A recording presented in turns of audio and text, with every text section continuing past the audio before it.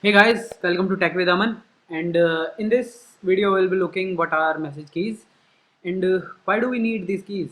Why? And how keys are useful in partition selection. Okay, so these are the topics we will be covering inside this video. And I have created a few more videos on Kafka series. So basically, I'll link them inside this I button. I'll link the whole playlist. You can go inside that playlist and check all other topics. Okay, so let's start.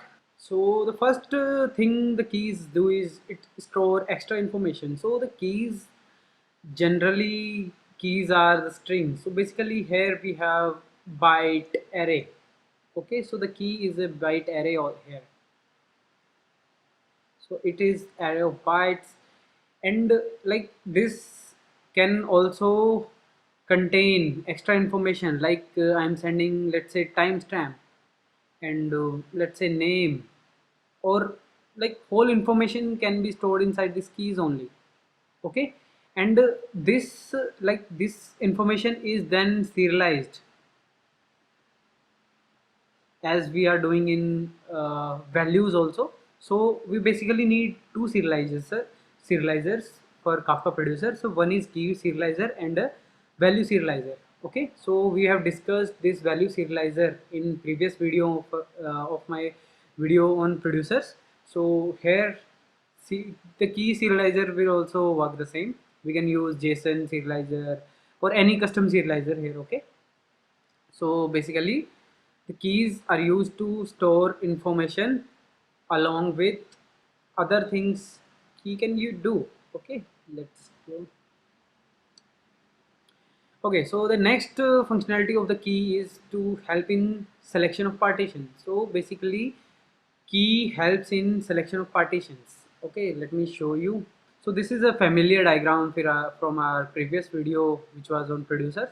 Basically, the producer produce a message which is being serialized. Like in this case, key and values are being serialized, and that serialized key is used by the partitioner to decide the partition to which the message will be sent. Okay, this is the flow. Let's get back to the statement. So basically it helps in selection of partition.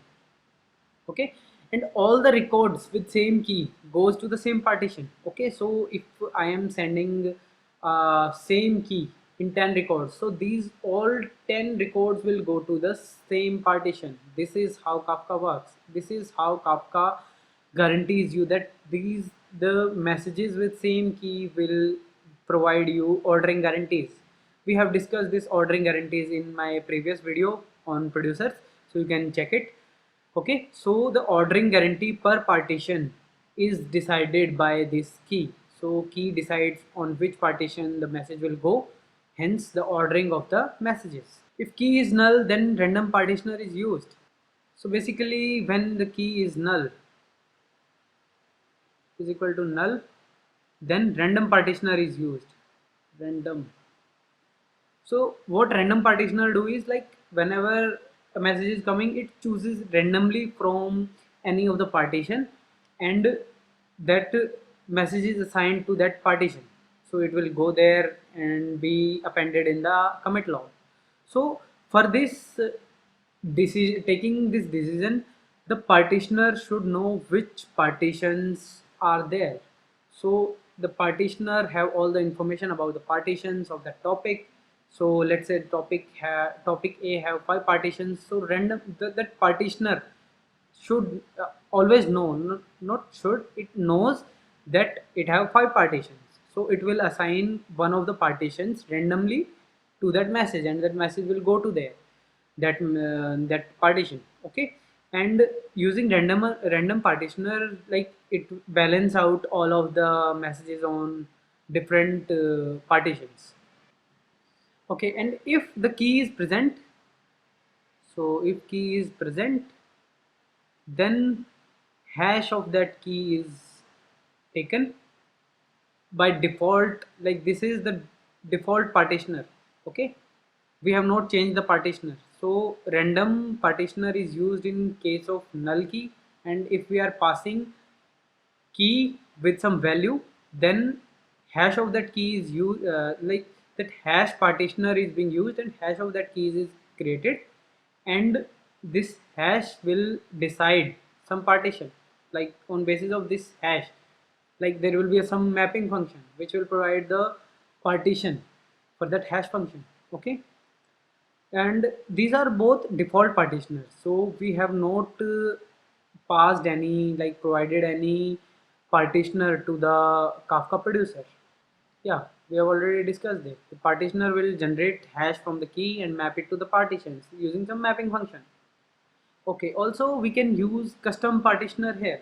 So the what the custom partitioner will do is, like, it will take the key and it will decide the partition basis of anything, like whatever you have implemented that partitioner, and you have to provide this partitioner to the producer while creating the while writing the configuration of the producer. Okay, so we'll cover this custom partitioner in our code videos, like where we will create custom, like we will create a producer and we'll provide a custom partitioner to him. Okay, so custom partitioner, like let's say we are not using hash in that. Let's say we want to create a like our we have created a custom partitioner and it does nothing. It just provide always give the partition one. Let's say we have not implemented it anything inside it and it always return one. So whenever we put some key in our custom partitioner, so it will always return one, so our only partition one will get filled. Okay, so this and we can also use hash based also, or we can use some custom thing in partitioner, like let's take an example. We where name is coming in our key. Okay, and what we want is, we want that first letter of the name. Let's say it can be A, B, C. So all of these like all of the customers record starting with A will should go to same partition. Okay, so in that case what we can do is, like, we can take the first letter of this name in our custom partitioner and create a hash from that and map it to partition. Okay, so this way we are mapping each first letter using, like, each message using the first letter in the name which is coming in key. Okay, it's quite complicated, so like I have tried to make it simple. So basically what we are doing is, like a message come for Aman, so it will go to partition P1, and a message is coming for Ankit, then it will also go to partition 1. So we have implemented this using our custom partitioner. If we will be using here the hash partitioner, so it will create hash for Aman and Ankit. It might be possible that these both messages will be sent to different partitions. Okay, so this is the case. Okay, so this we have already discussed, like the partitioner should always know how many partitions do this topic have. So using that partition data, it can allocate the partitions. Let's say we have 5 partitions and one of these partition is being deleted, so this thing need to be updated to the partitioner also. Like, we don't have fifth partition, just don't allocate anything. So this information is always available with the partitioner. We can use it to allocate the partitions. This is all in this video. So we have learned, like message keys contain extra information. It helps us in selection of the partitions. If key is null, random partitioner is used, and if key is present, then hash partitioner is used. And we can also provide our own custom partitioner where we can decide, like based on the key, how we will allocate the partition to this partitioner. And also this partitioner should always know the number of partitions for that topic which the message is being produced. So this information is always available with the partitioner, so we use that information and decide the partition for that message.